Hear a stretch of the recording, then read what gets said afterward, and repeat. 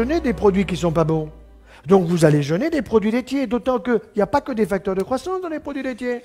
Il y a quoi? Ah ben ça, on va vous le dire. On va vous dire qu'il n'y a que du calcium. C'est un produit blanc, donc il y a du calcium, et quand vous allez tous finir en poussière, il faut absolument que vous en preniez, de toute façon, vous finirez en poussière. Et les femmes qui consomment le plus de produits laitiers dans le monde sont en Suède, ce sont celles qui ont le plus d'ostéoporose. Pourquoi?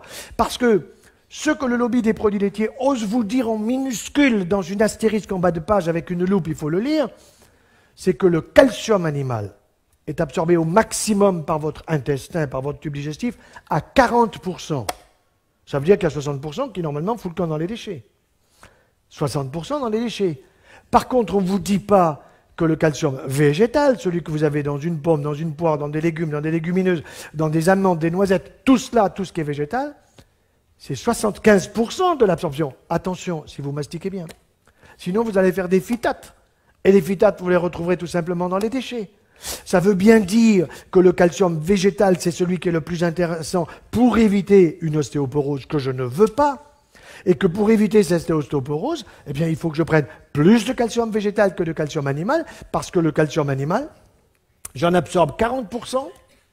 Et si jamais j'en absorbe davantage, c'est possible. Si j'ai un leaky gut, c'est-à-dire si j'ai une porosité intestinale, la porosité c'est quoi? Vous avez un imperméable qui est poreux, il pleut, vous vous mouillez.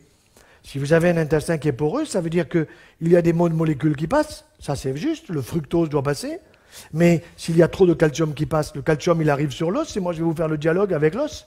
L'os il dit, moi j'en veux pas, j'ai tout ce qu'il me faut, dégage. Et où il va le calcium? Va où tu veux. Il va dans le sein, microcalcification. Il va dans la prostate, microcalcification, risque de cancer. Il va où? Eh ben, il va dans les articulations. Et vous avez de la coxarthrose et de la gonarthrose. Et mes collègues orthopédistes me disent, mais ferme-la. Mais on a les prothèses maintenant de genoux, de hanches, d'épaules. On a mis au point le coude et le poignet, mais on se les fait en or, les bonbons.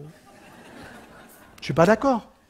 Et je vous raconte une anecdote personnelle. J'ai un de mes frères qui a quasiment 2 ans de plus que moi, qui avait une belle coxarthrose bilatérale et qui souffrait de ses 2 hanches. Alors j'ai pris la radio, je suis allé voir un copain orthopédiste. Qu'est-ce que tu en penses? Il me dit, ton frangin, il faut lui changer les 2 hanches.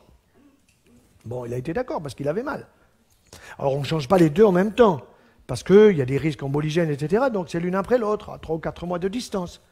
Alors je vais le voir après la première opération, et alors bon, il était content parce que c'était fait, mais il me dit, tu sais, les chirurgiens, vous êtes emmerdants, parce qu'il y a des tuyaux par-ci, des tuyaux par-là, puis il y a la rééducation, puis je ne peux pas bosser, et puis de toute façon, dans 3 mois, il y a l'autre côté à faire.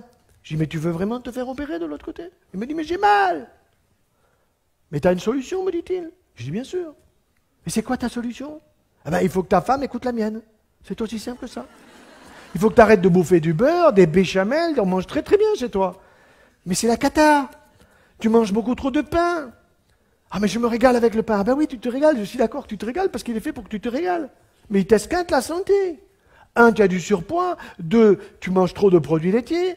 3, tu manges trop de viande rouge. Et pourtant, un bon poisson, des fruits de mer, de la viande blanche. Bien sûr qu'un charolais, c'est bon 1 fois par semaine, mais pas tous les jours. Ah, mais le soir, ils vous disent, les gens, je ne mange pas. 3 tranches de jambon. D'accord. Bon. Bien sûr. Alors, eh ben, ça fait 6 ans qu'il a été opéré de sa hanche droite et il ne s'est pas fait opérer de la hanche gauche. Et quand vous faites la radio, c'est toujours la même hanche, elle n'a pas changé. Seulement, qu'est-ce qui s'est passé? La suppression des produits laitiers, le changement des habitudes alimentaires ont fait que tout simplement, il n'a plus la douleur. Pourquoi? Parce que tout ce que vous consommez en produits laitiers, avec le yaya, le yaourt que je prescris la veille du départ dans l'au-delà. Vous connaissez Actimerde? Ça vous dit quelque chose? Bon. Arrosez vos salades d'huile d'olive, mangez mieux et meilleur. Je ne suis pas pour un régime. Parce que quand vous donnez régime à quelqu'un, il vous dit « ceinture, il m'a empêché de manger ceci, de manger cela ». Non, miam, miam, miam. Mangez mieux et meilleur. Laissez tomber les produits laitiers de vache. Il faut que la vache soit sacrée, sauf si vous l'avez dans le jardin. Ça, c'est pas impossible. Mais si vous ne l'avez pas dans le jardin, laissez-la au supermarché. Croyez-moi, vous serez observé et à ce moment-là, tout le monde comprendra, je parle des publicitaires, que ce qu'il faut, c'est une publicité de qualité et pas une publicité bidon qui consiste à nous utiliser, à nous exploiter parce que nous sommes beaucoup moins cons qu'ils ne le pensent.